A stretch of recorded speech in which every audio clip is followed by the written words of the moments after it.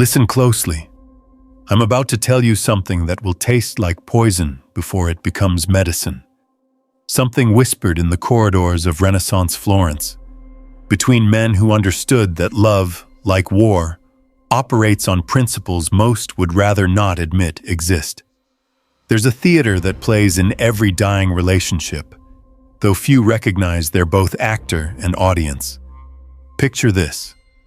A man sits in a dimly lit apartment, the kind where shadows pool in corners like spilled wine. His phone glows, unanswered messages lined up like tombstones. Each seen notification is another small death. The air smells of yesterday's coffee and tomorrow's regret. Outside, rain taps against windows with the persistence of a lover who no longer knows why they knock.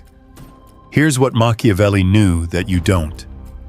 The moment you chase what pulls away, you've already signed your execution warrant, not with blood, but with something far more grotesque. Your dignity dissolving like sugar in bitter tea. The ancient Stoics had a parable about this, though they told it differently in marble halls, where philosophers wore their indifference like armor. They spoke of a merchant who loved a bird so fiercely he built it a golden cage. Each day, he polished the bars until they gleamed like promises, fed it seeds soaked in honey, sang to it songs learned from traveling minstrels. The bird died within a month, not from neglect, but from the weight of being loved too purposefully. The merchant never understood that his devotion had become a kind of violence. That attention can suffocate as surely as hands around a throat.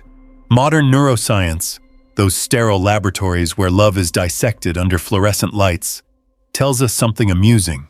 A 2024 study from the Institute of Behavioral Dynamics found that romantic obsession activates the same neural pathways as cocaine addiction. The same. Think about that while you refresh her Instagram story for the 13th time today. You're not in love. You're in withdrawal.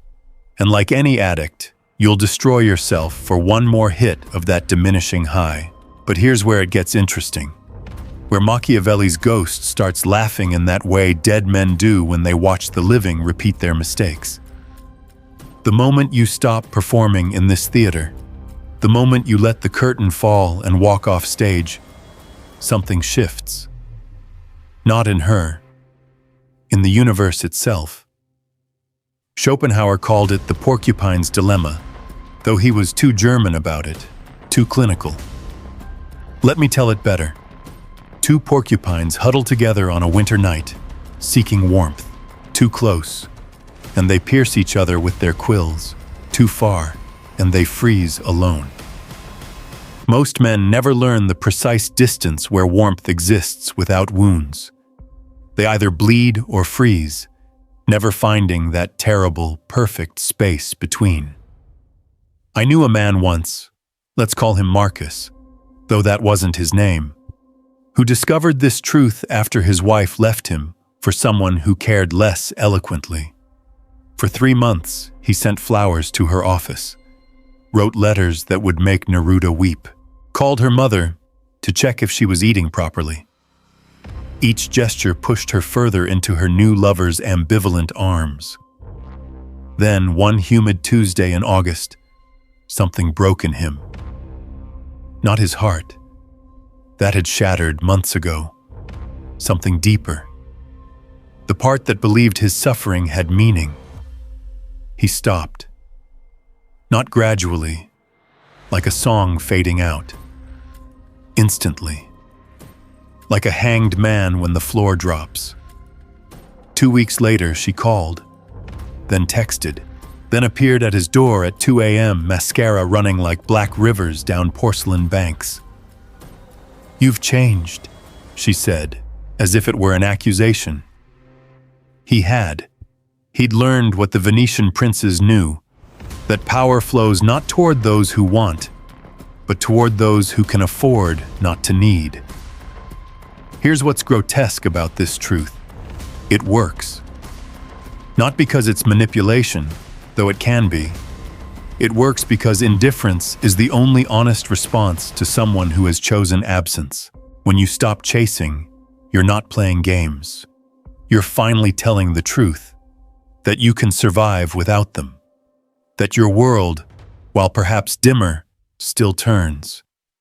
The Japanese have a concept, mono no aware, the pathos of things, the gentle sadness of transience. They understand that cherry blossoms are beautiful precisely because they fall. Your desperate grip, your frantic texts at 3 a.m., your performed pain on social media, these are attempts to glue petals back onto branches. Have you ever seen anything more pathetic than a man trying to reverse autumn? Question for you, whispered like a secret between conspirators. What would happen if you simply stopped? Not as strategy, not as manipulation, but as the exhausted surrender of someone who finally understands that love coerced is not love at all, but a kind of elaborate masturbation where you use another person's presence as a prop. The real Machiavellian insight isn't about making her obsessed. It's about understanding that your obsession is the least attractive thing you own, more repulsive than any physical flaw, more damaging than any character defect. It hangs around your neck like a rotting albatross, and everyone can smell it but you.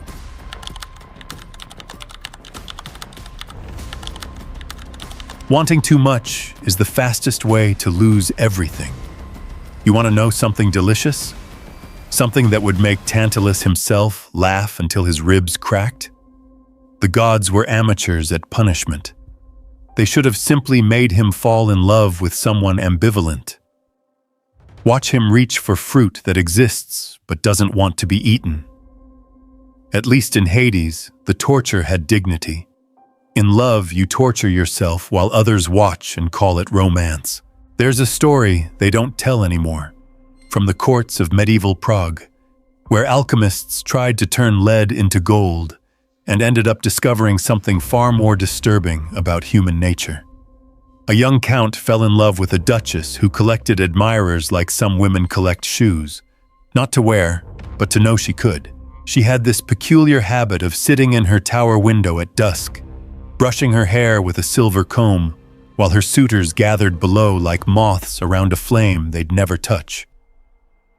The count, being wealthy and foolish, though I repeat myself, decided to win her through grand gestures. He filled her courtyard with nightingales trained to sing her name, commissioned a tapestry depicting her as Venus, though she looked more like a hungover seamstress, had monks copy love poems onto vellum made from the skin of white deer, each gift more elaborate, more desperate, more hungry than the last. You know what happened? Of course you do. You've lived it, just with text messages instead of tapestries. She grew bored, not gradually, like paint fading in sunlight. Instantly, like a cat losing interest in a mouse that stopped struggling.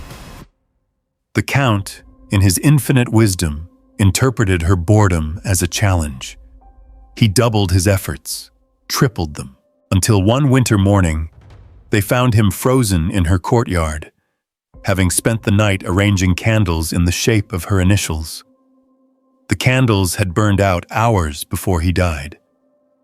She didn't attend the funeral. She was busy entertaining a traveling merchant who barely knew her name. Kierkegaard understood this perversity, though he dressed it up in Danish melancholy and called it the aesthetic stage of existence.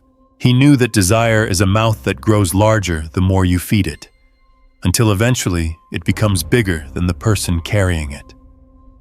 You become a walking appetite, a ghost made of want.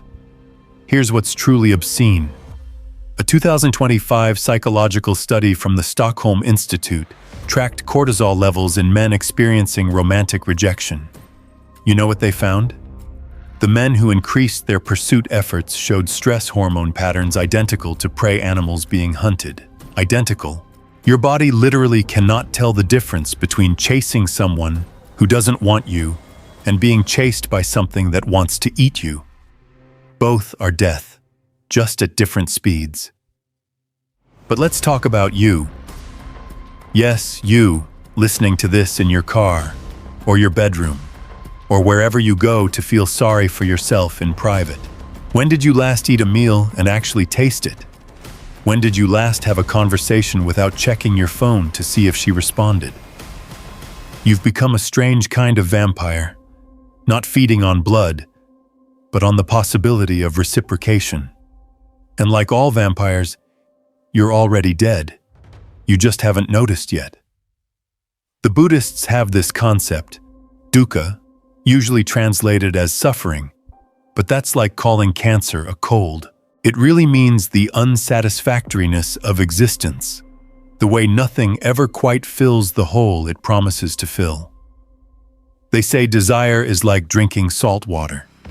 The more you drink, the thirstier you become, until you're bloated and parched simultaneously. A contradiction that walks and talks and sends 17 unanswered texts. I once watched a man, brilliant surgeon, hands steady enough to repair hearts, shake like a morphine addict because a woman he'd known for 3 weeks hadn't replied to his good morning text. 3 weeks, 21 days, 504 hours, and he was already hollowed out, already carved empty by his own wanting. He showed me their message history once. His texts got longer as hers got shorter, like watching someone slowly drowning while their partner forgets how to swim. The ancient Greeks had a word, pothos, for the longing for something absent. They considered it different from eros or philia. It was the desire for what isn't there, what might never have been there.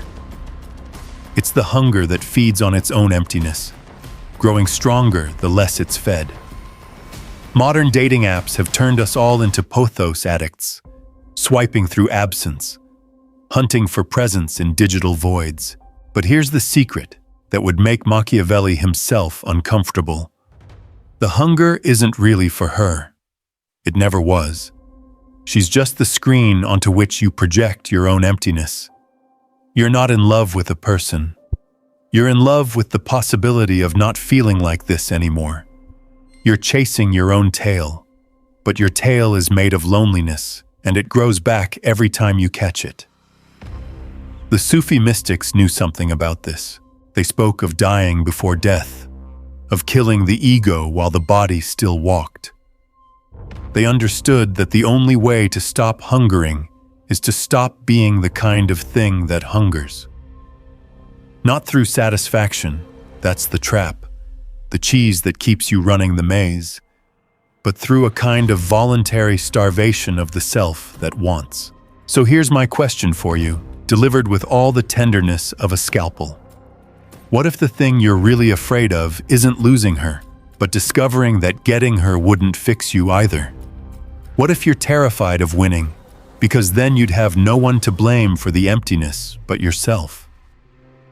The man who understands this stops feeding the hunger not because he's strong, but because he's exhausted.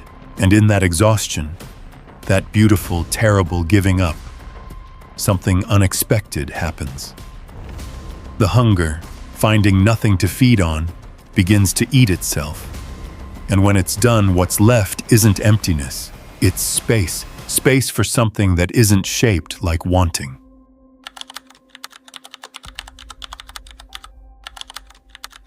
You don't love her. You're addicted to the chase itself. Here's a little poem I heard once, whispered by a drunk philosopher in a Belgrade bar, where the walls sweat nicotine and regret. The moth doesn't love the flame. It loves the transformation. Even ash is a kind of becoming. Even ending is a door. He died 2 weeks later, not from drinking, from understanding too much. Let me tell you about flames and the things that circle them, not the pretty metaphor you're expecting, but something uglier, more honest. In 1932, in a Parisian apartment that smelled of ether and expensive perfume, an entomologist named Claude Mercier spent 7 years studying moth behavior. You know what he discovered? Moths aren't attracted to flame. They're trying to navigate by it, using an ancient system designed for moonlight. The flame confuses them. They spiral inward not from desire but from broken programming, from instincts betrayed by artificial light. Sound familiar? That woman you're obsessing over, she's not your moon. She's a porch light, and you're circling her with wings that were meant for something grander, something that doesn't burn. Nietzsche had this concept, amor fati, love of fate. But everyone gets it wrong. They think it means accepting what happens to you. No, it means falling in love with your own destruction, when destruction is the only honest thing left. It means recognizing that some scripts were written before you were born, and the only dignity left is in how you speak your lines. In Japanese martial arts, there's a principle called sutemi, the sacrifice technique. You deliberately lose your balance, fall into the attack, use your own descent as weapon. The Western mind sees this as paradox. The Eastern mind sees it as obvious. Sometimes the only way to win is to stop trying not to lose. I'll tell you something that happened last month, though it feels like it happened in another century. A friend, we'll call him Thomas, finally got the woman he'd been pursuing for 2 years. 2 years of poetry, of showing up, of being everything she said she wanted. She finally said yes, moved in with him, lasted 43 days. You want to know why? Because Thomas the pursuer and Thomas the partner were 2 different men. The first was a hunter, defined by the chase. The second was just a man with morning breath and opinions about dishwasher loading. She didn't leave him. She left the absence of him, the space where the pursuer used to be. This is what Machiavelli understood about power that applies to love.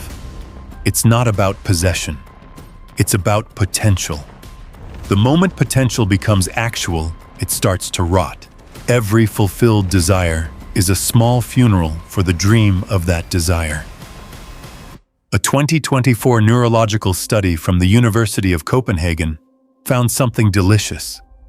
The brain regions activated by anticipation are completely different from those activated by satisfaction. They're not even neighbors. They're different countries with closed borders. Which means, and listen closely here, the person wanting and the person having are neurologically different people. You're not trying to get her. You're trying to stay the person who's trying to get her, because you've forgotten who you were before the wanting started. The Gnostics believed that the material world was a prison built by a false god, that our true selves were sparks of light trapped in meat. They were wrong about the metaphysics, but right about the feeling. That burning sensation when she pulls away, that's not heartbreak. That's your real self trying to escape the prison of who you became while pursuing her. There's a story from ancient Persia about a prince who fell in love with the moon's reflection in a well. Every night, he would lean over the edge, reaching for that silver circle that seemed so close. One night, he leaned too far. As he fell, in that moment between balance and impact, he finally understood. The moon was above him all along. He'd been in love with depth pretending to be height. But here's what's truly grotesque. What would make even Schopenhauer chuckle in his grave? You already know all this.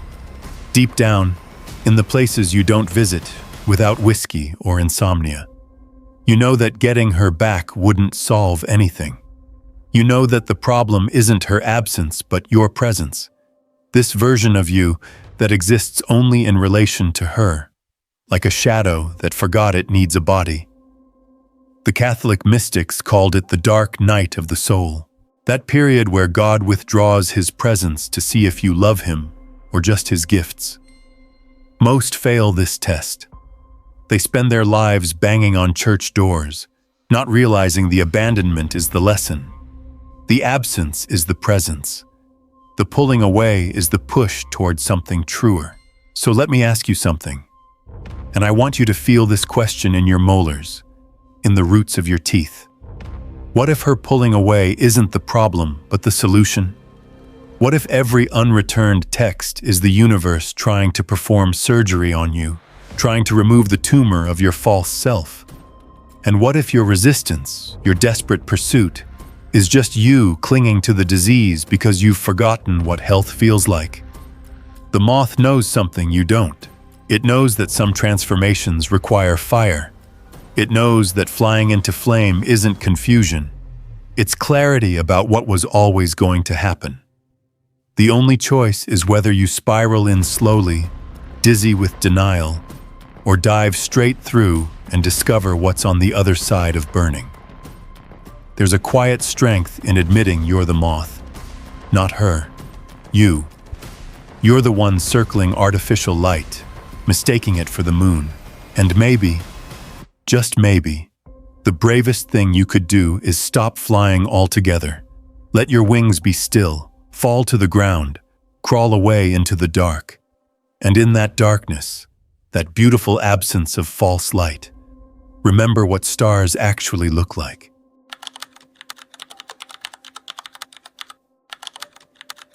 Love doesn't die from betrayal. It dies from time.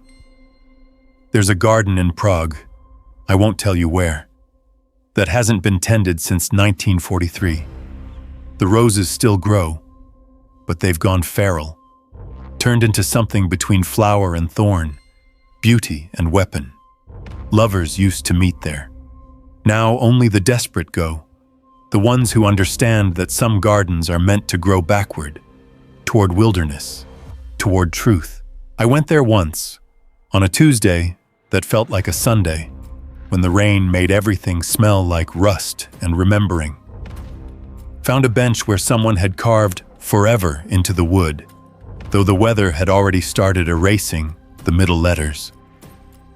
By winter, it will just say for and ever with a gap between, which is more honest anyway. Forever is just two separate times pretending to touch. Here's what Machiavelli knew that romantics refuse to admit. Love has an expiration date, not because people are flawed, or commitment is hard, or any of that therapeutic nonsense, but because time itself is hostile to meaning. Every second, entropy increases. Every moment, the universe gets colder, more scattered, less capable of sustaining the lie that anything matters. Your relationship isn't falling apart.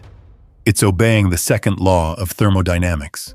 The Japanese have this practice, kintsugi, where they repair broken pottery with gold, making the repaired piece more beautiful than the original. Everyone loves this metaphor. Everyone's wrong about what it means. It's not about resilience or finding beauty in brokenness.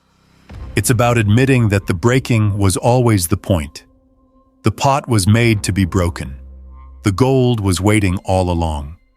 The shattering wasn't the accident. The wholeness was. Last week, a man wrote to me, 63 years old, married for 37 years.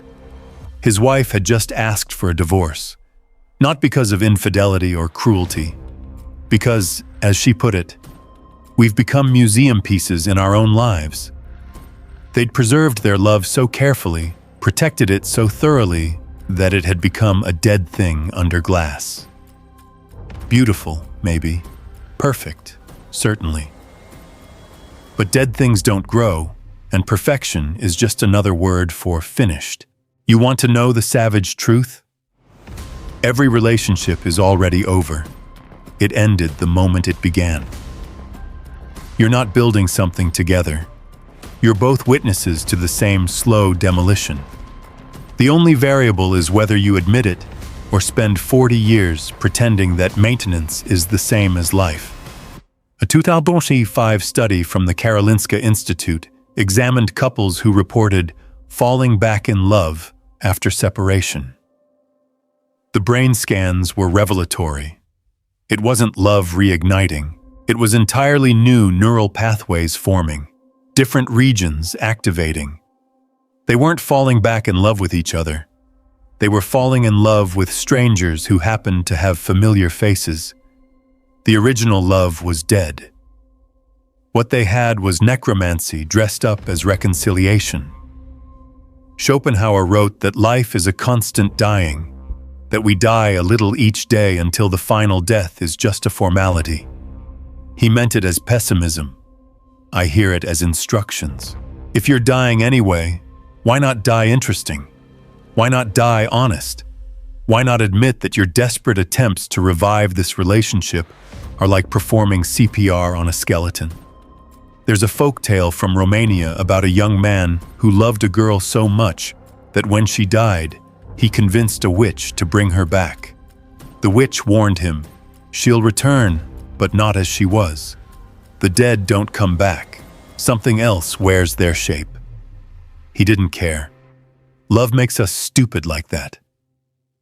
She returned, looked exactly the same, smiled the same, even kissed the same.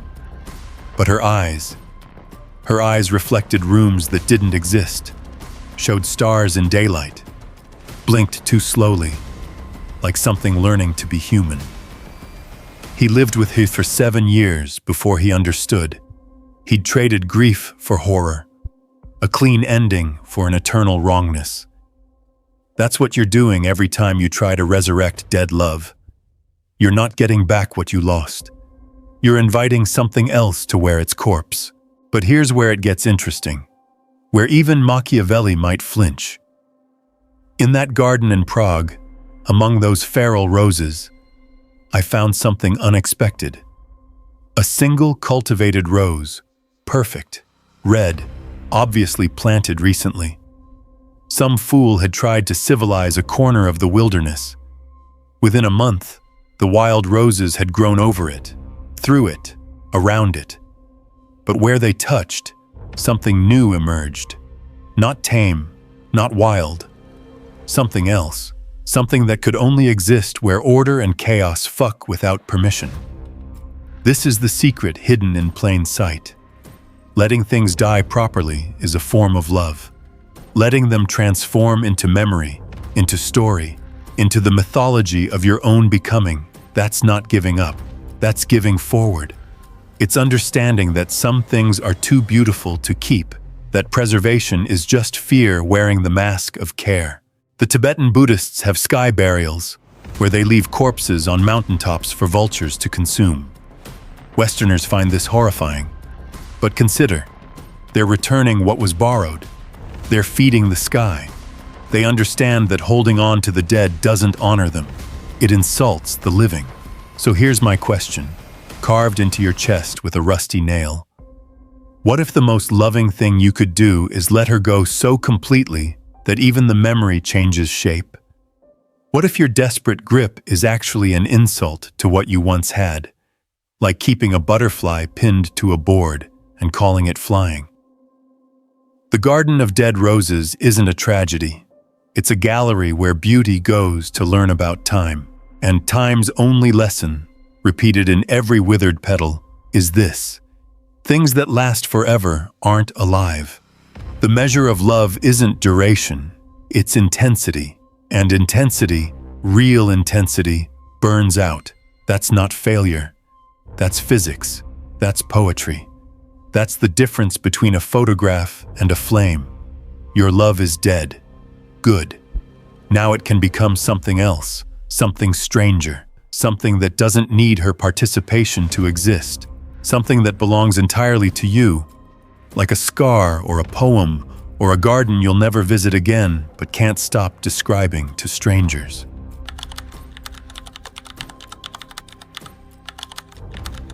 When you no longer need her, you finally hold the power. Listen, do you hear that? That's the sound of 10,000 men right now, at this exact moment, typing messages they'll delete, crafting confessions they'll never send. Each one believing his pain is unique, not knowing he's part of a chorus so vast it could drown oceans. But choruses are for churches and choirs. What I'm about to tell you is for the ones who've learned to sing alone, in frequencies only the abandoned can hear. There's a monastery in the Alps. Mont Blanc watches it like a father watching a son sleep. where monks take a vow of silence that lasts exactly 1,000 days. Not forever. 1,000 days. Because they understand something about silence that we've forgotten. It's not the absence of speech. It's the presence of everything you were too busy talking to notice. After 1,000 days, when they speak again, their voices sound different, not older. Younger, like they've remembered what words were for before we made them into weapons and bandages. A man came to me once, wealthy, handsome, in that way that makes other men unconsciously straighten their spines, and told me about his transformation. Not spiritual, not therapeutic. Stranger. After his fiancée left him for his business partner, a cliché so perfect it loops back around to profound, he didn't do what you'd expect. Didn't drink, didn't rebound, didn't even grieve properly. Instead, he went silent. Not mutely silent. Actively silent. Aggressively silent. For 6 months, he spoke to no one about her. Not friends, not family, not even himself in the mirror during those 3 a.m. conferences we all hold with our own reflection. He took that pain, that story, that narrative of betrayal and loss, and he locked it in a vault inside himself. Not to suppress it, to let it ferment, to let it transform from wine into something harder, sharper, more useful. You know what happened? The silence became a kind of armor, but not the kind you're thinking. Not protection, transformation. In that silence, without the constant retelling, without the sympathetic nods and the "you deserve betters," something alchemical occurred. The story stopped being about her. It became about the space she left. And that space, that glorious void, turned out to be exactly the shape of his own sovereignty. Nietzsche called it Selbstüberwindung, self-overcoming, but he was too dramatic about it, too German, too obsessed with mountains and eagles. The real self-overcoming happens in smaller spaces, in the pause between her leaving and you telling anyone, in the moment between pain and performance, in the silence where you choose not to make your wound your identity. Here's what's delicious. A 2024 study from the Sorbonne's Department of Behavioral Psychology found that men who didn't discuss their breakups for the first 3 months showed completely different neurological patterns than those who talked about it immediately.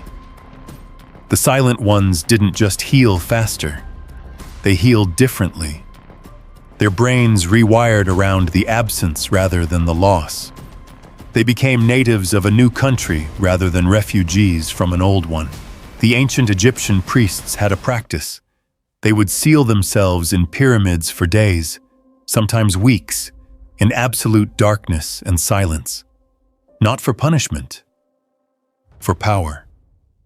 They understood that in the absence of external light, internal light has no choice but to ignite. Most men today can't go 5 minutes without checking their phone, without seeking validation, without confirming they exist through someone else's recognition. They've forgotten the pyramid teaching. You don't find yourself in relationship.